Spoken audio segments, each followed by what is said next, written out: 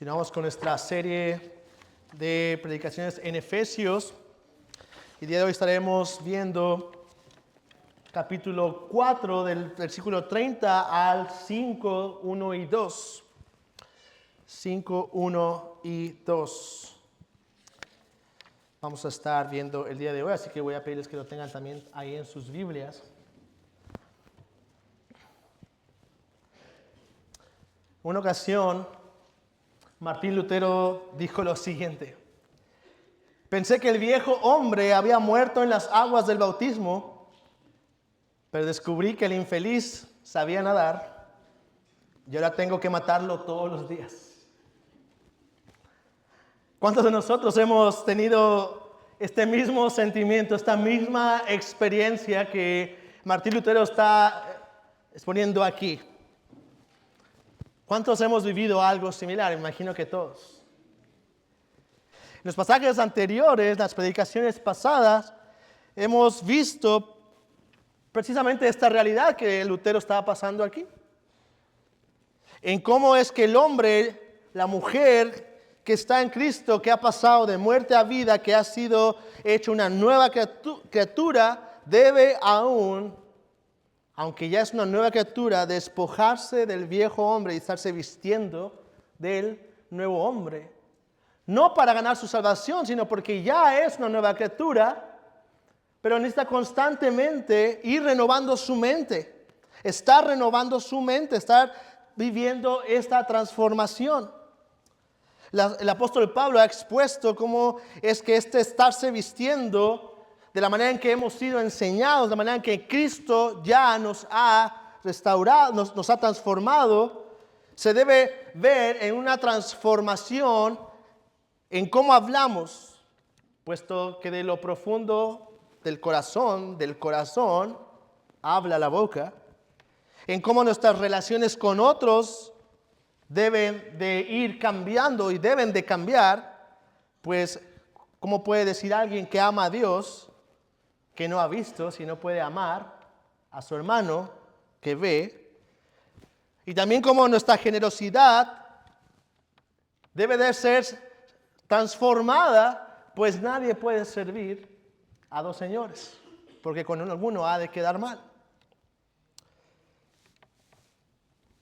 Y sobre todo, todas estas características del nuevo hombre deben de irse viendo en la iglesia. Versículo 25, veamos la semana pasada, dice: porque somos miembros los unos de los otros. En el pasaje de hoy, el apóstol Pablo va a seguir animándonos a perseverar, a seguir renovando nuestras mentes, a seguir vistiéndonos de ese nuevo hombre, a vivir como nuevas criaturas, como vimos la semana pasada. Pero en esta ocasión va a continuar con sus exhortaciones y lo va a hacer ahora, está viendo, diciendo: si debemos seguir vistiéndonos, viviendo como nuevas criaturas, de ser no contristando al Espíritu Santo, al perdonar como hemos sido perdonados y al amar como hemos sido amados. Ha tocado el cómo hablamos, ha tocado el qué hacemos con nuestro dinero, él ha tocado nuestras relaciones también, pero ahora va a tocar el tema de no contristar al Espíritu Santo, a perdonar como hemos sido perdonados y a amar como hemos sido amados. Y esa es la idea que tengo el día de hoy, eso es lo que vamos a estar viendo. El apóstol Pablo va a seguir animándonos a perseverar, a renovar nuestra mente, a vestirnos del nuevo hombre, a vivir como nuevas criaturas, al no contristar al Espíritu, al perdonar como hemos sido perdonados y amar como hemos sido amados. Y por eso el sermón de hoy se llama: continuemos viviendo como nuevas criaturas. La semana pasada vimos vivamos como nuevas criaturas, y para no ponerle vivamos como nuevas criaturas parte 2, le puse continuemos viviendo como nuevas criaturas. Porque el apóstol Pablo está siguiendo en el mismo tema, está abundando en este mismo tema de seguir viviendo como nuevas criaturas. Así que vamos entonces el día de hoy a ver de qué manera el apóstol Pablo quiere seguir animándonos a seguir viviendo como nuevas criaturas. Y vamos a ver entonces el día de hoy, primer punto, que es no contristando al Espíritu Santo. Versículo 4:30 dice así, dice, y no entristezcan al Espíritu Santo de Dios, por el cual fueron sellados para el día de la redención. El apóstol Pablo acaba de venir hablando, de estar exhortando a hablar con verdad, a hablar siempre, a usar nuestras palabras con sabiduría, a dejar el enojo pecaminoso, porque dice, enójense pero no pequen, a trabajar, a trabajar y ganar nuestro sustento para ser generosos, a usar nuestras palabras para edificación de la iglesia, de los hermanos. Pero ¿qué pasa entonces cuando estas actitudes que deben estar presentes en la iglesia no se encuentran, están carentes? ¿Qué pasa cuando algo como esto, como el usar mal nuestra lengua, nuestras palabras, el tener enojo, qué pasa cuando esto se hace presente en las familias? ¿Han tenido experiencias así? ¿Qué ha pasado cuando en tu familia alguien se enoja? Alguien usa su boca, sus palabras, no para decirte cuánto te ama, sino para decirte cuánto no te ama. Aparte de pecado, esto produce tristeza, produce desunión, conflictos, sí, pero la iglesia obviamente no es la excepción. Sin embargo, el apóstol Pablo ya ha hablado de esto y nos quiere ahora mostrar que cuando este tipo de situaciones pasan en la iglesia, no solamente afecta, no solamente influye a los miembros de la iglesia, sino que las consecuencias de estos pecados, de hablar la falsedad, de estar usando tu boca para no edificación, sino para estar pecando contra tus hermanos, de estar usando mal tus recursos, estos pecados trascienden más allá, no solamente de afectar a los miembros, sino también afectan tu relación con Dios. Y por eso dice ahora el apóstol Pablo, y no entristezcan al Espíritu Santo de Dios. Lo interesante es que cuando uno lo lee tal vez en el original, no está dando como una exhortación más como que, oh, no hagan esto, no hagan esto, y no hagan aparte esto. No está diciendo eso. Está diciendo, cuando ustedes hablan de esta manera, cuando ustedes se comportan de esta manera, cuando ustedes no son generosos, en consecuencia lo que pasa es que el Espíritu Santo se entristece. Y es claro este pasaje que, por lo tanto, es verlo, aunque es obvio, pero hay que verlo, es que el apóstol Pablo entonces identifica al Espíritu Santo como una persona, la tercera persona de la Trinidad, la cual está presente en cada uno de sus hijos, y a diferencia de lo que los testigos de Jehová pueden argumentar de que el Espíritu Santo es una fuerza que está ahí casi como los Jedi, ¿no? Que tú puedes agarrar y usar. No, el Espíritu Santo es una persona la cual se entristece y no una fuerza. Pero al mismo tiempo es importante responder la pregunta, ¿pero qué es entristecer al Espíritu Santo? ¿Qué es contristar al Espíritu Santo? Y este es un término que tiene que ser bien definido, porque cuando hablamos de Dios, si estamos hablando de Dios, Dios Espíritu Santo, Dios Trino, no estamos hablando de un mero ser humano, una persona que como tú y yo, cuando se pone triste, anda cabizbajo y por ahí llorando, echando el moco. Ahí. No estamos hablando en esos términos. Cuando hablamos de Dios y estamos hablando de sus atributos, Dios es sumamente superior a cada uno de nosotros. Dios es diferente a cada uno de nosotros. Y sus atributos, muchos son diferentes a los nuestros. Y el día de hoy nos encontramos ante la necesidad de definir uno de sus atributos que se habla poco y se conoce poco. Si leemos la Confesión de Londres de 1689, la Confesión Bautista de Londres de 1689, vamos a leer algo como esto y quiero que escuchen atención y a ver si lo identifican cuando yo lo leo. hablando de Dios, hablando de sus atributos, de quién es Dios. Escuchen con atención. Dice, el Señor nuestro Dios es el único Dios vivo y verdadero, y cuya subsistencia está en Él mismo y es de Él mismo, infinito en ser y perfección, cuya esencia no puede ser comprendida por nadie, sino solo por Él mismo. Es espíritu purísimo, invisible, sin cuerpo, partes ni pasiones. Es el único que tiene inmortalidad y habita en luz inaccesible, que es inmutable, inmenso, eterno, inescrutable, todopoderoso, infinito en todos los sentidos, santísimo, sapientísimo, libérrimo, absolutísimo, que obra todas las cosas conforme al consejo de su inmutable y justísima voluntad para su propia gloria. Ahora, dentro de todo esto que hemos escuchado, quiero enfocarme en algo en específico. Quiero que notes cuando dice que Él es sin cuerpo, partes, ni pasiones. Dios no tiene pasiones. Qué extraño, qué raro, qué interesante. ¿Cómo es esto de que Dios no tiene pasiones? ¿Acaso es un Dios que no siente? ¿Un Dios frío?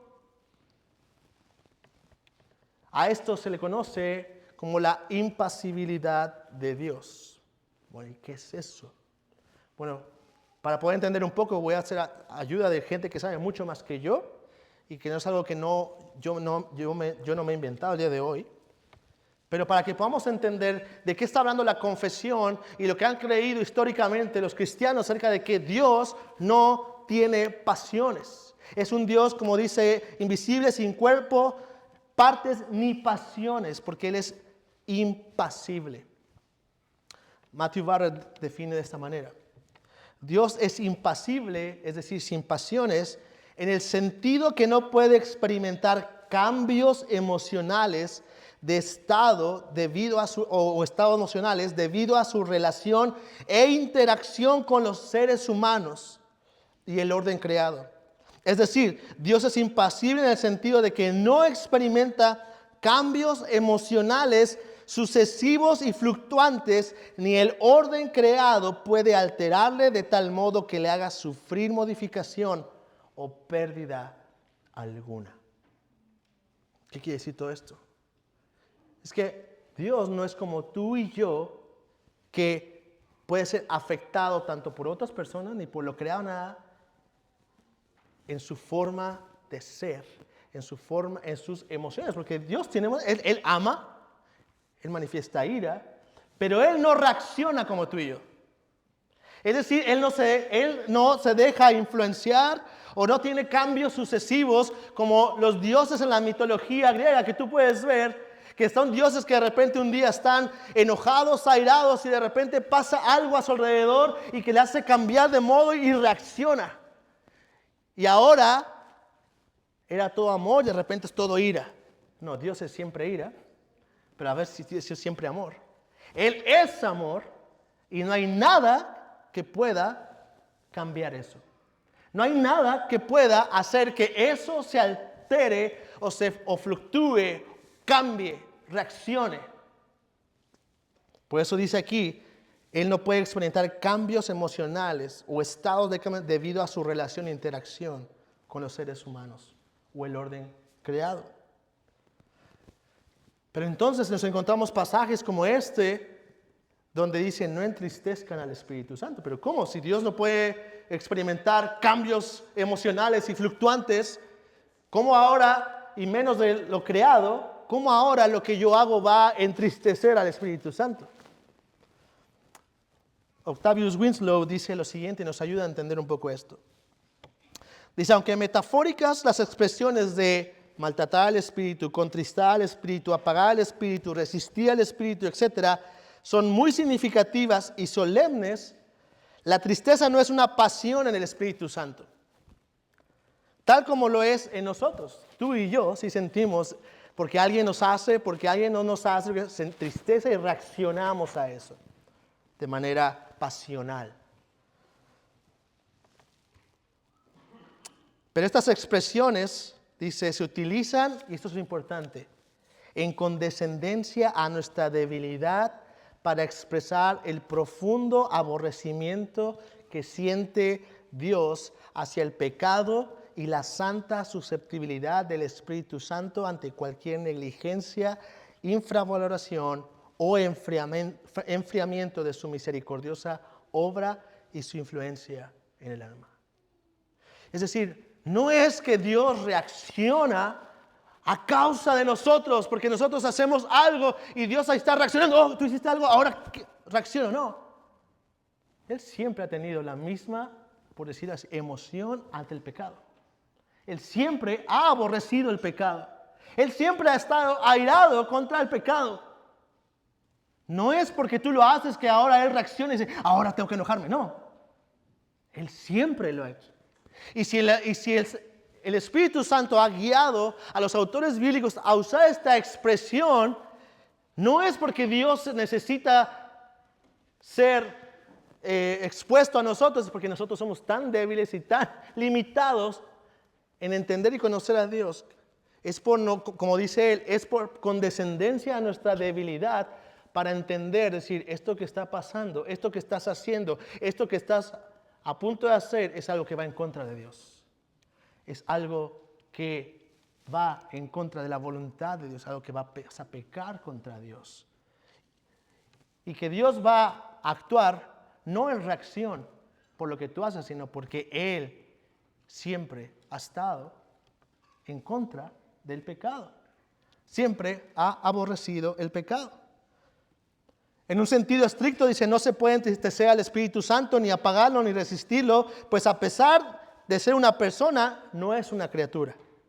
Creer lo contrario supondría investir al Espíritu de Dios y sus perfecciones infinitas de unos atributos incompatibles con su gloria divina que se corresponden a una criatura débil, pecadora y finita.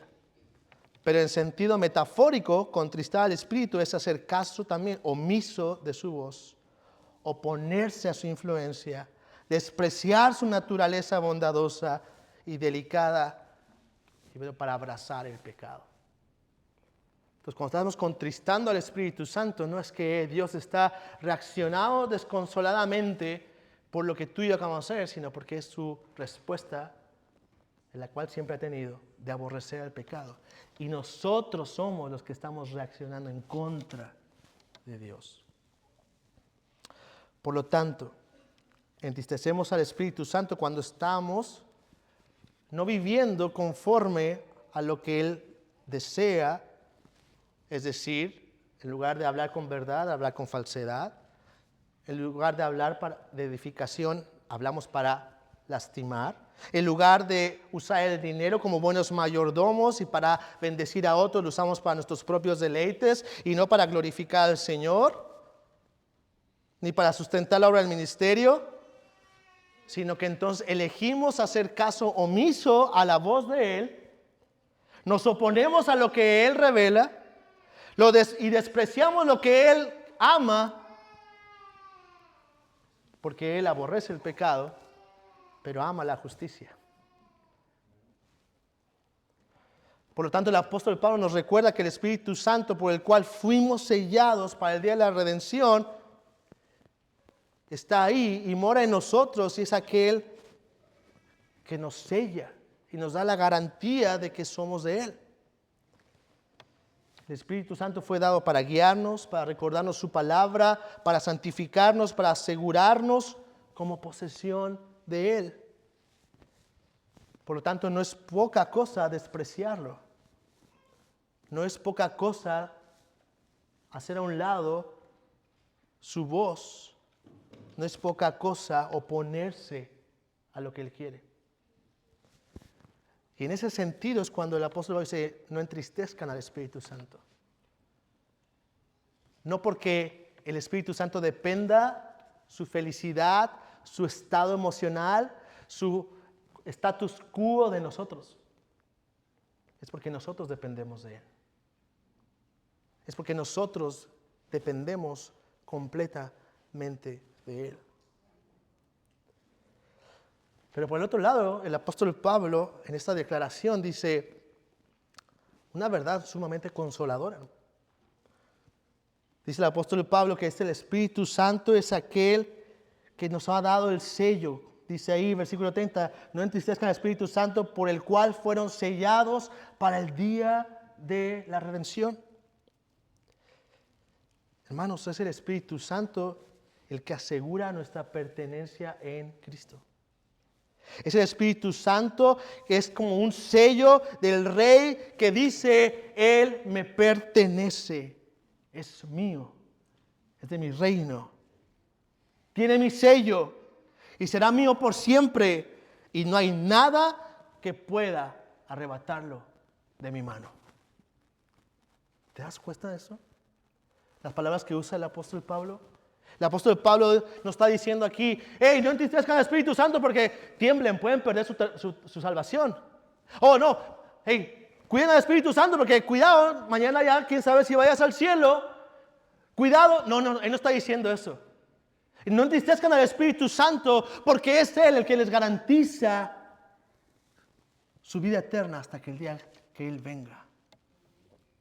Es el Espíritu Santo el que mora en nosotros, lo que da el sello de garantía ante nuestro Señor de que somos de Él, de que Él, el Rey de Reyes y Señor de Señores, es nuestro Señor y que Él regresará un día por nosotros. Es este mismo Espíritu Santo que mora en nosotros, el cual debemos amar y escuchar y procurar, el que nos asegura, aún en medio de nuestro pecado, que somos de Él.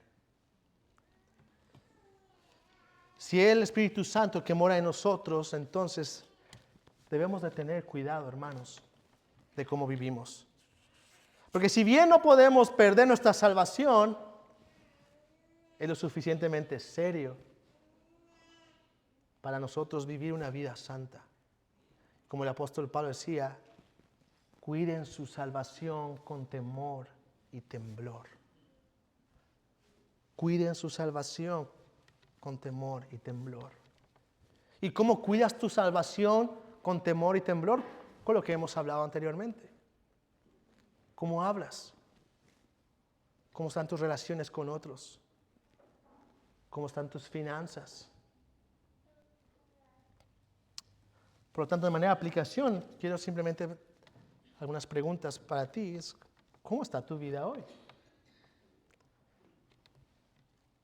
¿Está tu vida caracterizada por una vida que escucha la voz del Espíritu Santo o una vida que hace caso omiso a lo que Él dice? Pastor, ¿y cómo es que escucho yo su voz? ¿Cómo es que yo sé si el Espíritu Santo me habla? Necesito una visión, necesito que me dé una revelación.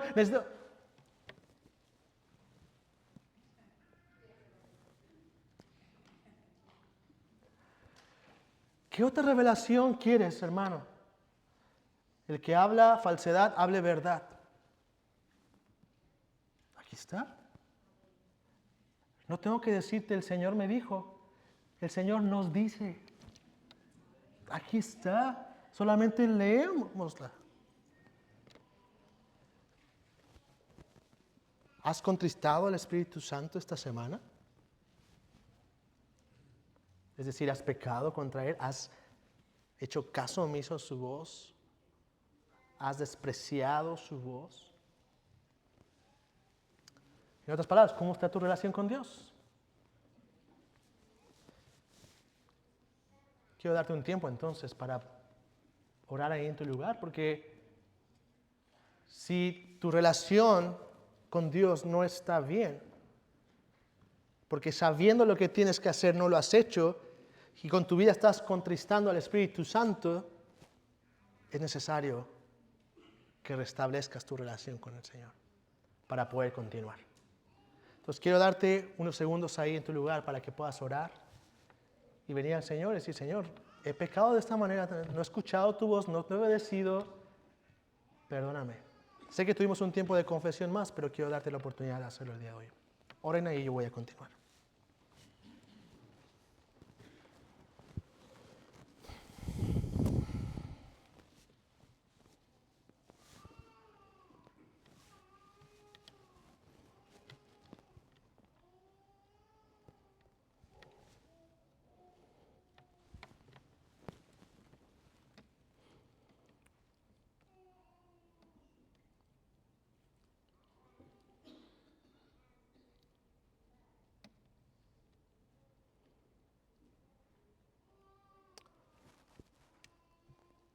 Oh mi Dios, te ruego que por el sacrificio de Cristo Jesús en la cruz, perdones nuestros pecados. Perdona si hemos contristado tu espíritu al abrazar el pecado y no arrepentirnos de él. Perdónanos el día de hoy, Señor, en Cristo Jesús. Amén y amén. En segundo lugar, seguimos viendo entonces cómo el apóstol Pablo quiere seguir animándonos a vivir como nuevas criaturas. Y en segundo lugar lo hace al animarnos y exhortarnos a perdonar como hemos sido perdonados. Perdonar como hemos sido perdonados. Versículo 31 y 32 dice: sea quitada de ustedes toda amargura, enojo, ira, gritos, insultos, así como toda malicia. Sean más bien amables unos con otros, misericordiosos, perdonándose unos a otros, así como también Dios los perdonó en Cristo. ¿Cómo se ve una vida que está marcada por el perdón de Dios? ¿Cómo se ve una vida que ha sido perdonada? Porque viene a la iglesia, porque viene, canta, toca, predica, enseña. No. Una vida que ha sido marcada, impactada por el perdón de Dios, se ve en que perdona de la misma manera que ha sido perdonada. Por eso el apóstol Pablo dice: perdonen, así como Dios los perdonó en Cristo. Pero ¿qué síntomas hay entonces cuando alguien no perdona? ¿Qué síntomas hay cuando alguien no está perdonando como ha sido perdonado?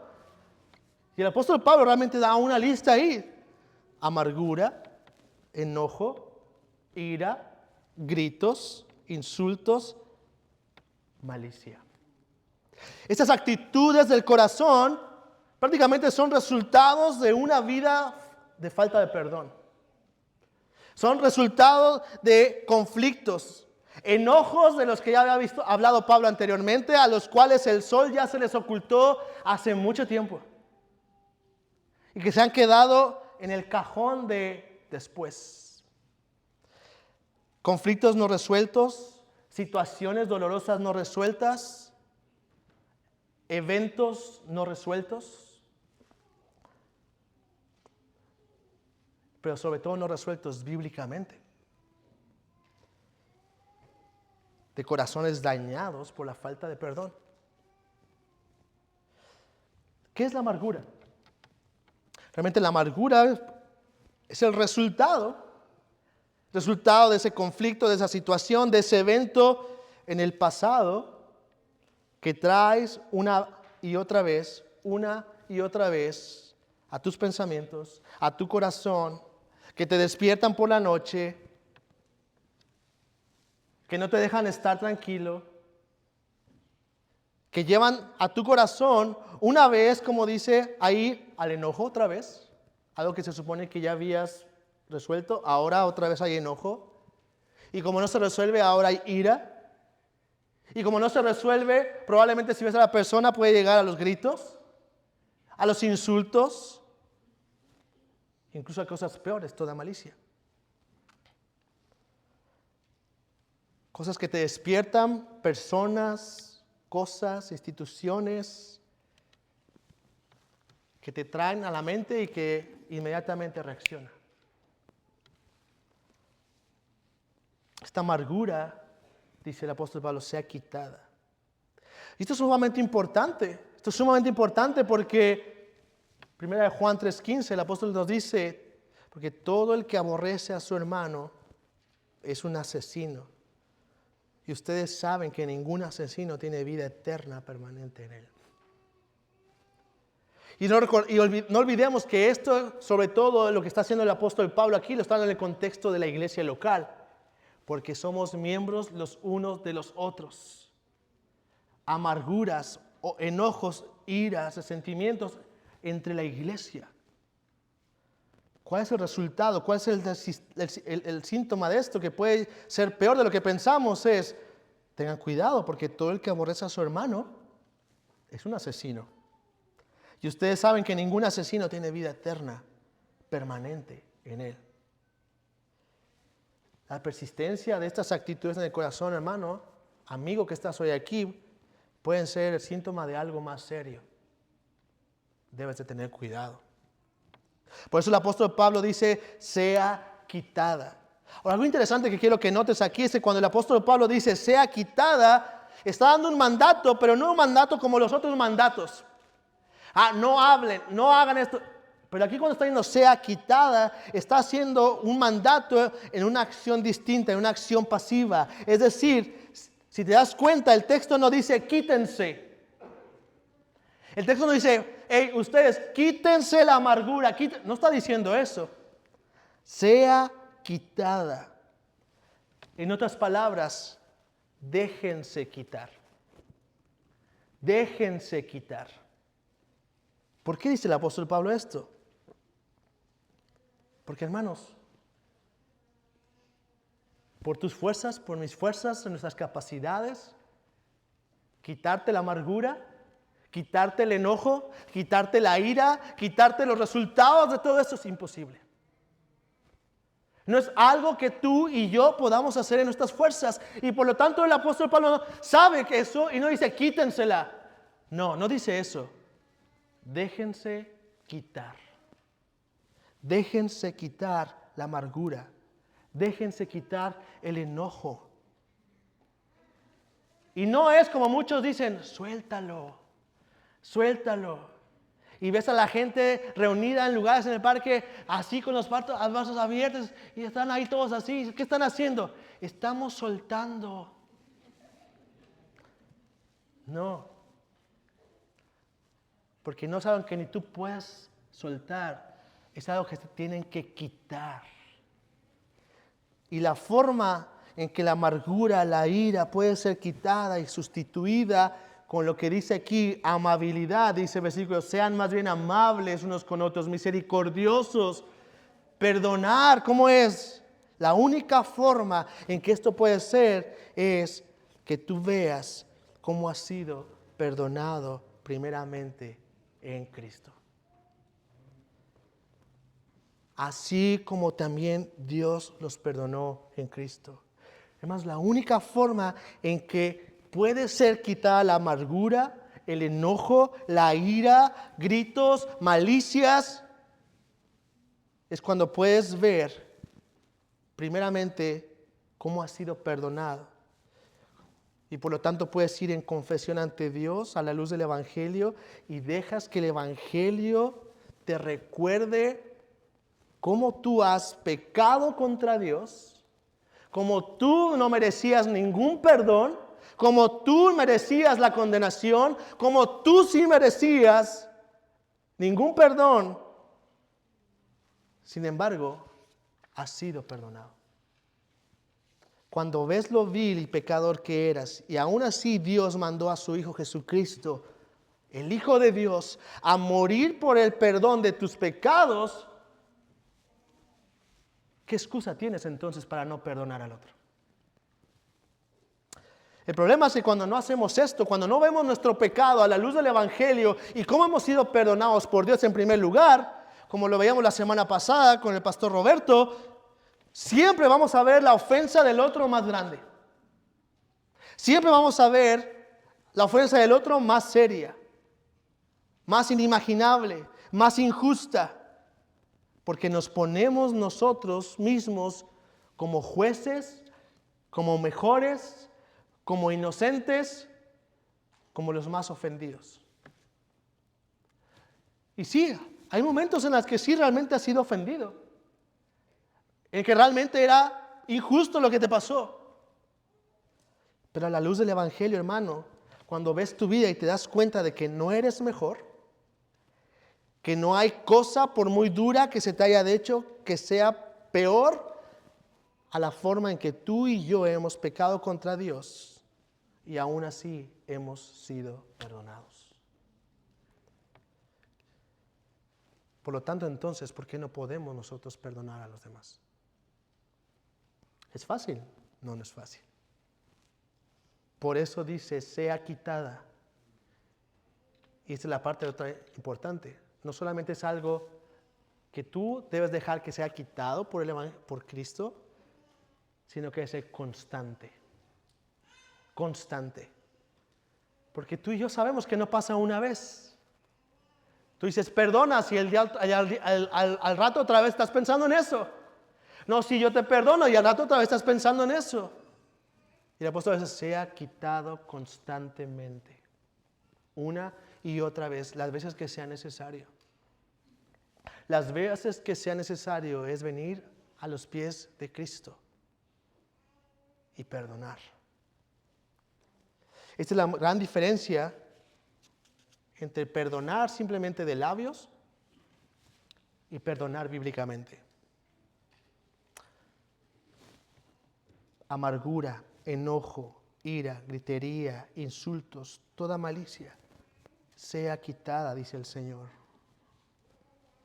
¿Hay algo el día de hoy en tu vida que debe ser quitado? ¿Hay algo que debe ser quitado? Amargura, enojo, ira. Tal vez un conflicto con un esposo necio, terco, duro, tal vez no creyente. Una esposa, un amigo, un hijo, un padre, una madre. Pero pastor, usted no sabe lo que me hizo, usted no entiende. ¿Sabe qué? Puede ser que tenga razón. Yo no entiendo, no sé exactamente, pero sé algo. Otorgar el perdón no depende aún si el otro lo merece o no. Otorgar el perdón no depende aún si el otro te ha pedido disculpas o no. Lo ideal sería que hubiera esa conversación en que los dos reconocieran, los dos llegaran al perdón. Pero aún si no pasa eso, déjate recuerdo el mismo ejemplo de Cristo y palabras de Cristo y lo que ha hecho Cristo por ti. Mateo 18, 21 al 22. Entonces acercándose Pedro preguntó a Jesús, Señor, ¿cuántas veces pecará mi hermano contra mí que yo haya que perdonarlo? ¿Hasta 7 veces? Jesús contestó, no te digo 7 veces, sino hasta 70 veces 7. Isaías 53, 5 al 9, aún con eso. Pero Él fue herido por nuestras transgresiones, molido por nuestras iniquidades. El castigo por nuestra paz cayó sobre Él. Y por sus heridas hemos sido sanados. Todos nosotros nos descarriamos como ovejas. Nos apartamos cada cual por su camino. Pero el Señor hizo que cayera sobre Él la iniquidad de todos nosotros. Fue oprimido, afligido, pero no abrió su boca. Como cordero que es llevado al matadero, y como oveja que ante sus trasquiladores permanece muda, Él no abrió su boca. Por opresión y juicio fue quitado. Y en cuanto a su generación, ¿quién tuvo en cuenta que Él fuera cortado de la tierra de los vivientes? Por la transgresión de mi pueblo, a quien correspondía la herida, se dispuso con los impíos su sepultura, pero con el rico fue en su muerte, aunque no había hecho violencia ni había engaño en su boca, por ti y por mí. En el momento de su crucifixión, dice Lucas 23, dice, cuando llegaron al lugar llamado la Calavera, crucificaron allí a Jesús, a los malhechores, uno a la derecha y otro a la izquierda, y Jesús decía, Padre, perdónalos porque no saben lo que hacen. Y los soldados echaron suertes y repartieron entre sí sus vestidos. ¿Y tú crees que lo que te han hecho no se puede perdonar?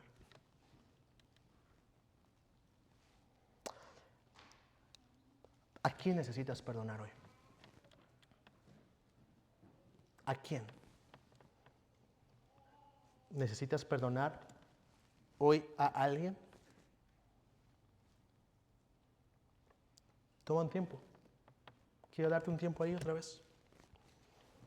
Toma un tiempo y si es necesario, confiesa tu pecado de amargura, de ira. Tal vez palabras que no has dicho con tu boca, pero que en tu corazón saben que estás ahí. Y que el Señor dice, bueno, a lo mejor tú no has matado a alguien físicamente, pero en tu corazón ya lo has matado. Necesitas perdonar hoy. Hazlo hoy. Quiero darte el tiempo ahí en tu lugar otra vez. Y si es necesario, anota el nombre de esa persona. Si es necesario, anota y dice, debo de ir y pedir perdón. Debo de ir y hablar. Y aun si no es posible, perdonarlo el día de hoy. Toma el tiempo ahí.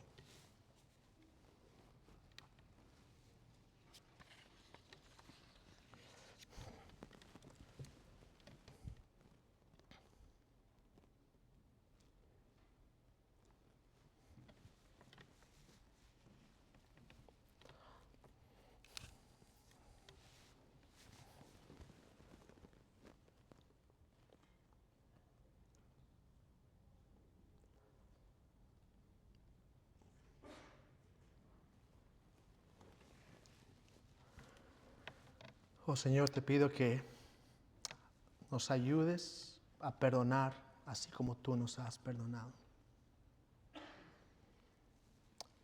Que tu Espíritu Santo sea poniendo a la luz del Evangelio el perdón, la capacidad para perdonar a otros, Señor. Que sea quitada, Señor, de nosotros toda amargura, toda ira, todo enojo, toda palabra, ya sea que haya sido dicha en nuestra boca o en nuestros corazones, pensamientos, malicia que hay en el corazón. Te lo ruego, mi Dios, en el nombre de Cristo Jesús. Amén y amén. Y por último, el apóstol Pablo nos llama a continuar viviendo como nuevas criaturas, amando como hemos sido amados. La siguiente forma que el apóstol Pablo dice que se muestra una vida que ha nacido de nuevo, una nueva criatura, es la forma en que ama. El apóstol Pablo dice en el capítulo 5, 1 y 2, dice, sean pues imitadores de Dios como hijos amados y anden en amor, así como también Cristo los amó y se dio a sí mismo por nosotros, ofrenda y sacrificio a Dios como fragante aroma. Este amor, dice el apóstol Pablo, este amor no nace de nuestras fuerzas, no nace tampoco de nosotros mismos. Dice ahí, este amor viene de ver el ejemplo que Dios ha dado de su amor en Cristo al darlo por amor a nosotros. ¿Cómo sabemos que somos hijos amados? Porque nota lo que dice el pasaje, sean pues imitadores como hijos amados. ¿Cómo sabemos que tú y yo somos hijos amados? Porque Dios dio a Cristo. De tal manera amó Dios al mundo que dio a su único Hijo. Por ti y por mí. Mas Dios muestra su amor para con nosotros en que aún siendo pecadores, Cristo murió por nosotros. Somos hijos muy amados. Entonces ese mismo amor es el amor que debemos de andar. ¿Cuál amor? Como Cristo nos amó, dice el pasaje.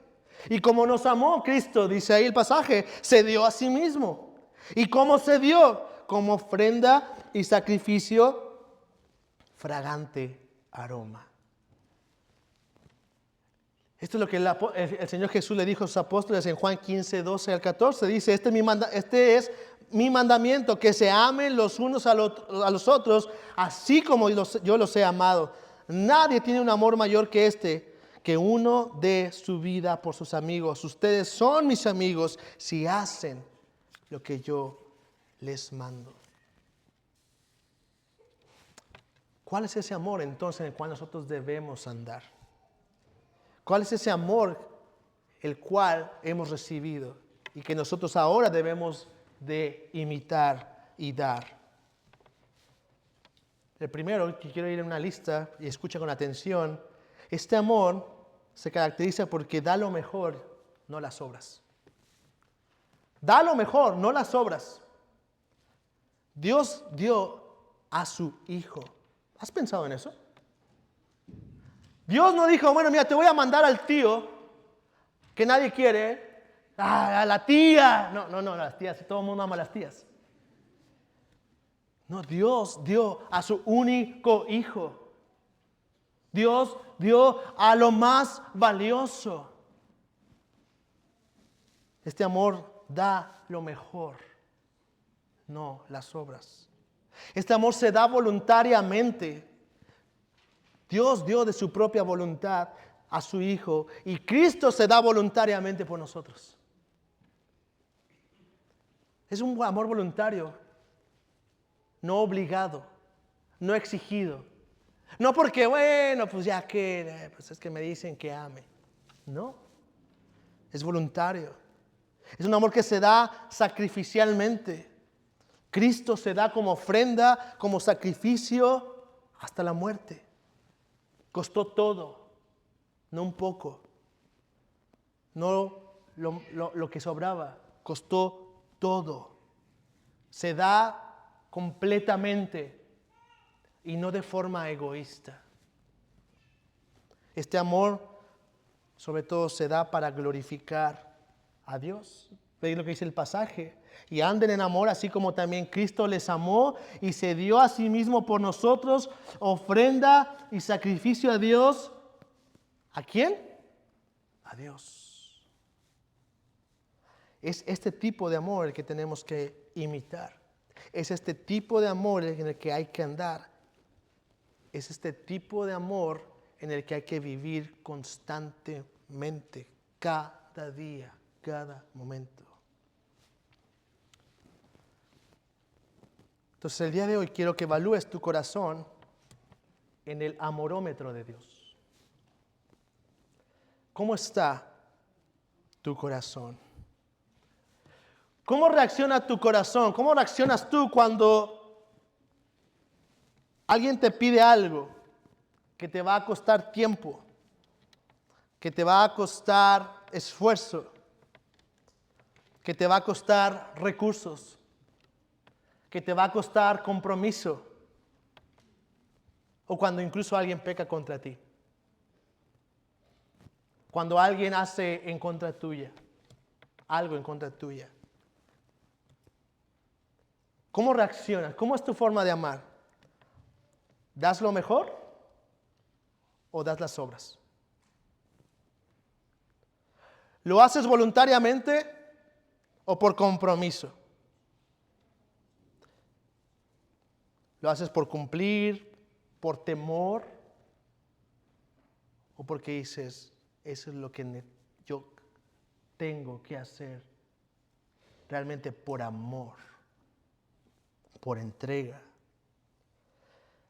¿Amas sacrificialmente o solamente estás pensando en tu beneficio, lo que vas a obtener o lo que no vas a obtener, lo que te han hecho o no te han hecho, se lo merece o no se lo merece?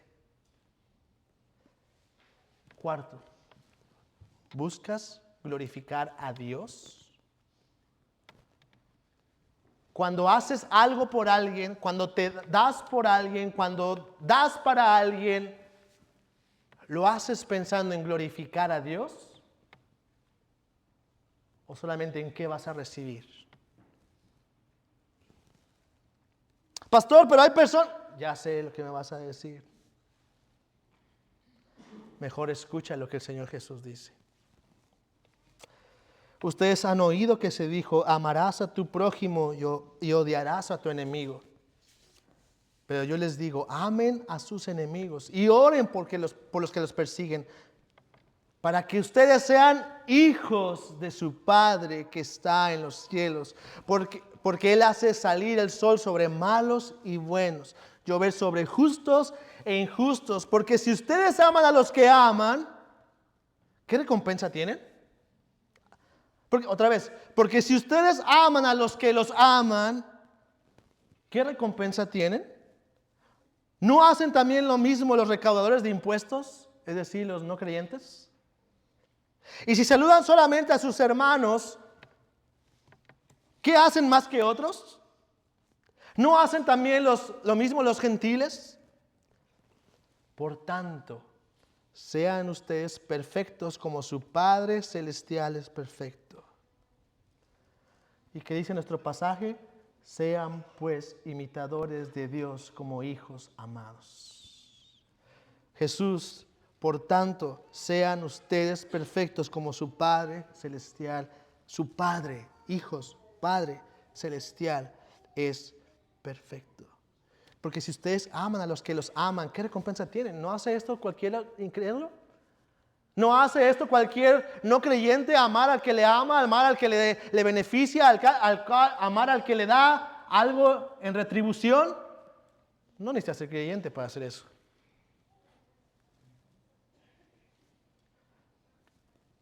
Amados, mis hermanos, seamos imitadores de Dios como hijos amados y andemos en amor, así como también Cristo les amó y se dio a sí mismo por nosotros, ofrenda y sacrificio a Dios como fragante aroma.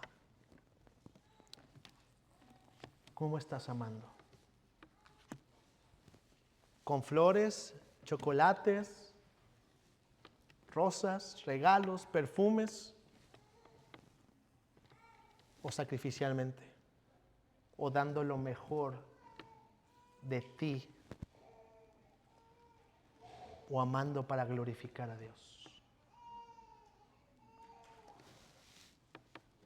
Una vez más, porque nunca es suficiente, quiero dejarte otra vez orar. Y si ves que no estás amando como has sido amado, pidas al Espíritu Santo. Esa es la importancia de no contestar al Espíritu.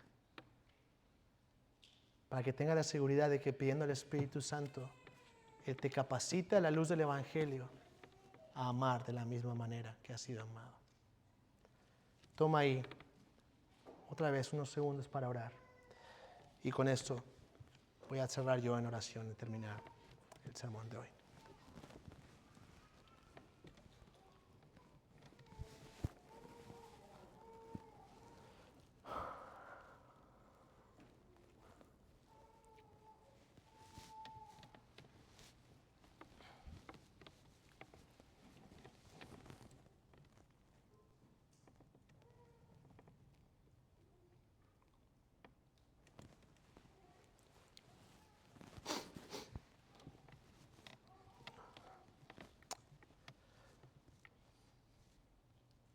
Mi Dios,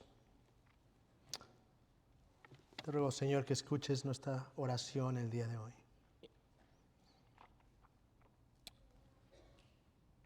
Porque como nuestro Señor Jesucristo dijo, que cuando el Espíritu de verdad viniera, y ha venido y está en nosotros, Él nos guiaría a toda la verdad. Y hoy quiero rogarte que tu Espíritu Santo sea guiándonos a cada uno de nosotros a la verdad que necesitamos, a tu palabra. Y que esa palabra sea puesta en nuestros corazones y nos lleve a perdonar como hemos sido perdonados, nos lleve a amar como hemos sido amados, de tal manera que podamos vivir para tu gloria, para que podamos vivir como hijos muy amados, que viven, que imitan a su Padre Celestial. Te lo ruego, Señor, porque ninguno de nosotros somos capaz de hacerlo. Te lo ruego, mi Dios, en el nombre de Cristo Jesús. Amén y amén.